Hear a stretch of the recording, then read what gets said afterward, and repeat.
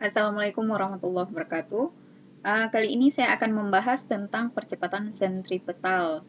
Nah, percepatan sentripetal ini terjadi pada benda yang bergerak melingkar.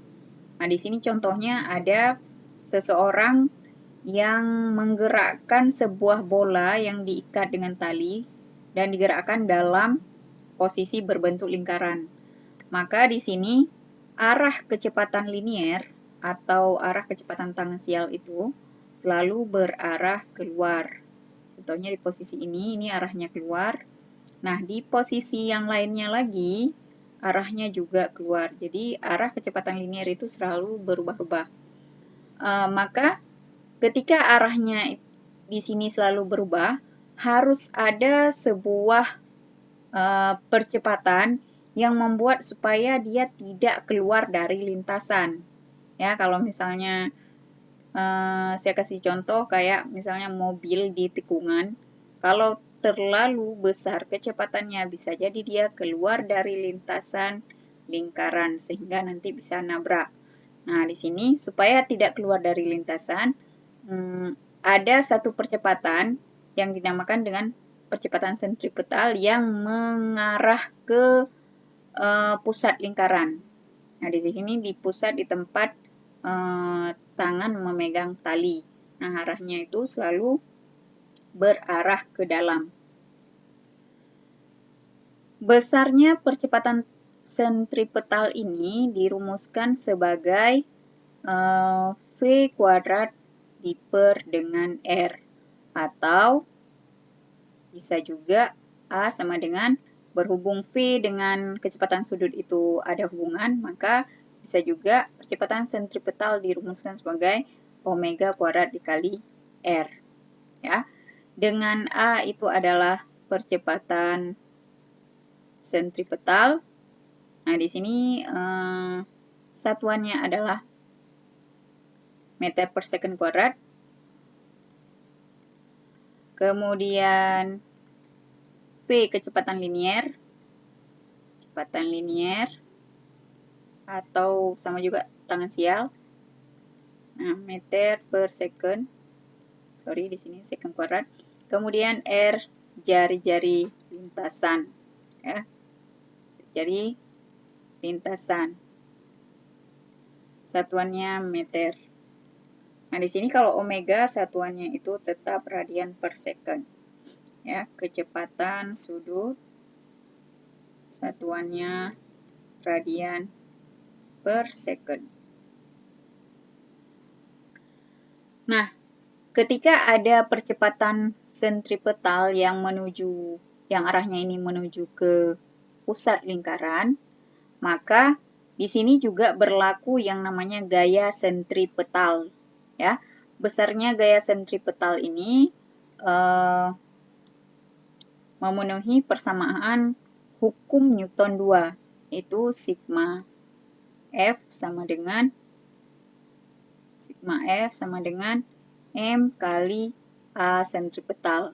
Sehingga kita dapatkan gaya sentripetal itu sama dengan M kali V kuadrat per R atau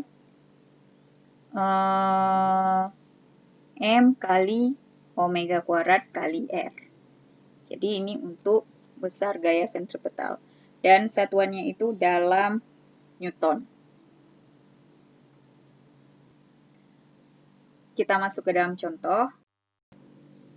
Oke, contoh yang pertama untuk percepatan sentripetal. Sebuah gabus bermasa 50 gram diikat dengan tali yang panjangnya 1 meter. Kemudian diputar horizontal sehingga bergerak melingkar beraturan. Dalam 10 second terjadi 50 putaran. Tentukan A.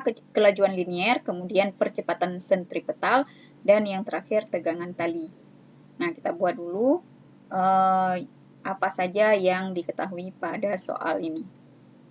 Nah, yang pertama yang diketahui, massa dari benda itu sama dengan 50 gram. Nah, ini harus kita rubah ke dalam satuan internasional 0,05 kg. Kemudian panjang tali ini Kalau seandainya diputar secara melingkar, panjang tali ini menjadi R, atau jarak dari gabus ke pusat putaran atau ke tangan, ya. Ini panjangnya 1 meter. Kemudian diputar horizontal dalam waktu 10 second. Nah, dalam waktu 10 second itu terjadi 50 putaran. Ya. Ini 10 second. Maka di sini yang ditanyakan, yang pertama itu adalah, yang pertama ada kelajuan linier, kemudian yang kedua ada percepatan sentripetal, dan yang ketiga ada tegangan tali. Nah, di sini perlu kita pahami bahwa untuk mencari periode atau frekuensi, kita bisa menggunakan T dan N, ya, T dan N. Jadi untuk mencari periode, yang pertama, jawab. Ini kita bisa mencari periode. T ini bukan tegangan tali, ya. Beda dengan yang ini tegangan tali. Sedangkan ini periode. Periode itu, selain rumusnya 1/F, itu juga bisa dicari dengan menggunakan persamaan T per N. Ya. Sedangkan untuk frekuensi, sebaliknya. Frekuensi bisa dicari dengan menggunakan persamaan N per T. Nah, di sini kita pakai T per N. Waktu yang diperlukan untuk satu putaran penuh itu sama dengan T-nya 10 dibagi dengan 50. Maka ini hasilnya adalah 0,2 second. Ya, second. Nah, ini untuk periode. Jadi, apa tujuannya cari periode? Kita mau mencari kecepatan linier. Ya. Di sini kecepatan linier kita menggunakan persamaan V sama dengan omega dikali dengan R.